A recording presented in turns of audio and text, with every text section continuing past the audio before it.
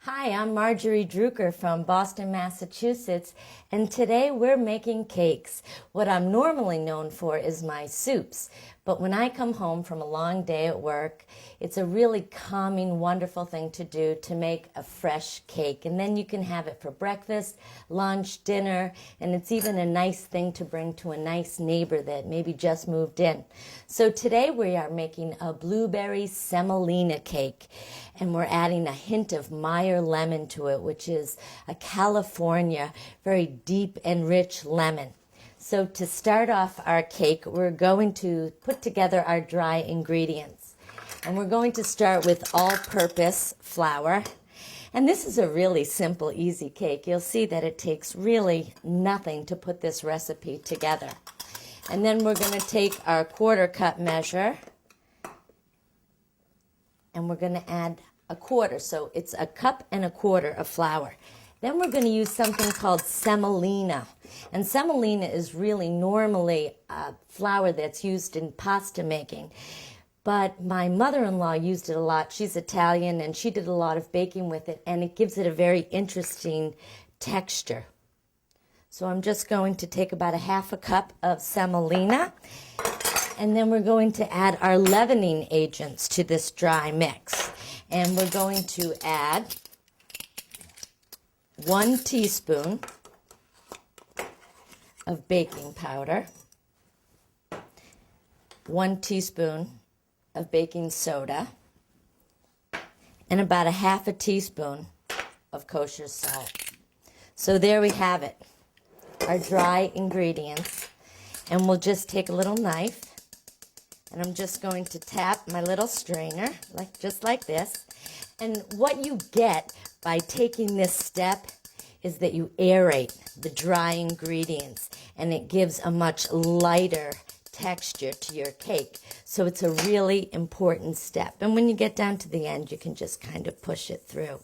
So these are our dry ingredients. Now we'll start working on our wet ingredients. So now we're going to mix our wet ingredients, and wet ingredients always need to be creamed. Now I'm going to take about 4 ounces of butter.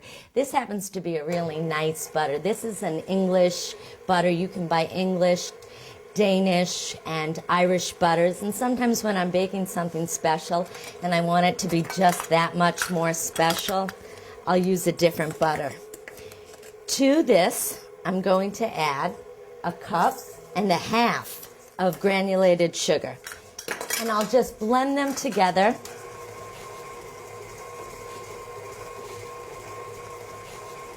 So now our butter and sugar are beautifully creamed, and they're getting ready for their next ingredient. So to this we're going to add some Meyer lemon juice and some Meyer lemon zest.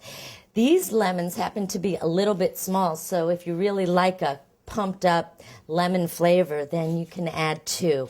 I'm sure it wouldn't hurt the recipe at all. So I'm just going to take my microplane. I'm just adding some lemon zest, and I'm going to squeeze some lemon juice. And these are really juicy. I let them stay out overnight, so my lemons are at room temperature, which means I'll get a lot more juiciness out of them, and they're not going to be cold and hard. Okay, and I have one little pit. So here's our lemon juice and rind, and I'm going to add it right into our mixing bowl. At this point, and this is a trick of mine, whenever I bake, I always add vanilla. Even if a recipe doesn't call for vanilla, I still always add vanilla, pure vanilla, because what it does, what salt is to savory food, vanilla is to sweet food. It wakes it up. It increases the flavor of anything you make. Now it's time to add 2 eggs. So I'm going to add 1 egg. Let it mix before we add our other egg. Add the other egg. And for good luck, sometimes I like a little extra, and I don't want the white, but I want the richness of a yolk. So I'll throw an extra yolk in there. And it looks like maybe it's going to curdle a little bit, but it's not.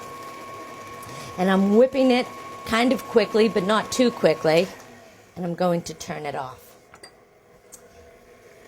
At this point, I'm going to add a half a cup of light cream. If you didn't have light cream in the house, you could use a half a cup of sour cream.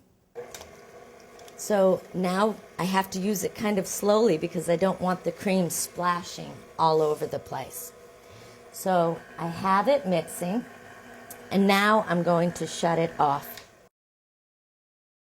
So now everything's combined and we're ready to add our dry ingredients. Now, many times when you read recipes, it tells you to add dry ingredients in thirds.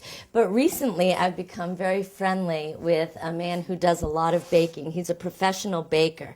And he told me that you add the flour all at once, because when you add flour, the trick is less is more. You don't want to overbeat your batter. You want to keep it delicate. So 1, 2, 3, 4, 5, 6, 7, 8, 9, 10. Shut it off. So it's 3/4 of the way mixed. Now I'm going to add in 8 ounces of fresh blueberries. And it's really special if you can find these in the summer and they're local and they're wild. Maybe they come from Maine. So I've just added in blueberries. Watch this. 1, 2, 3, 4, 5. Shut it off. That's as much as you are going to mix this dough because we want it light and tender and we don't want it manhandled. Okay, so now we're going to prep the cake pan.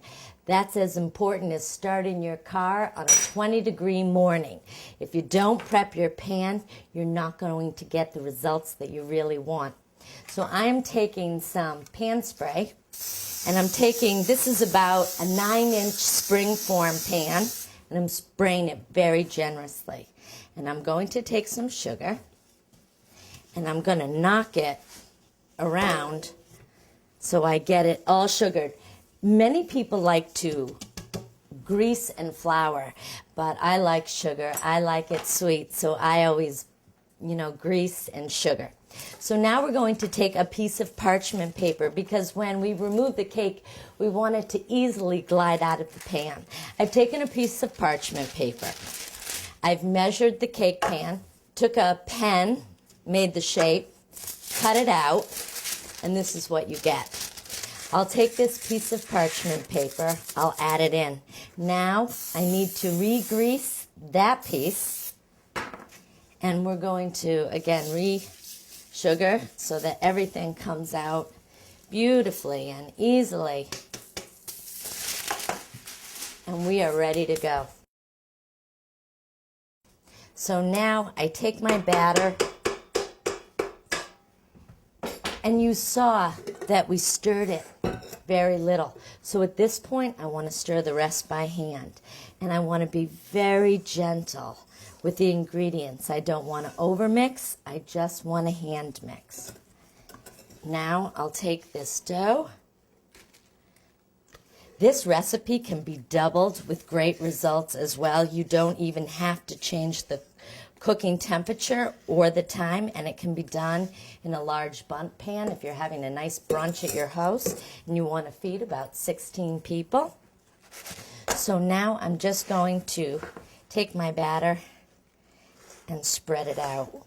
We're working in a 350-degree oven today, and this cake takes exactly 1 hour and 10 minutes.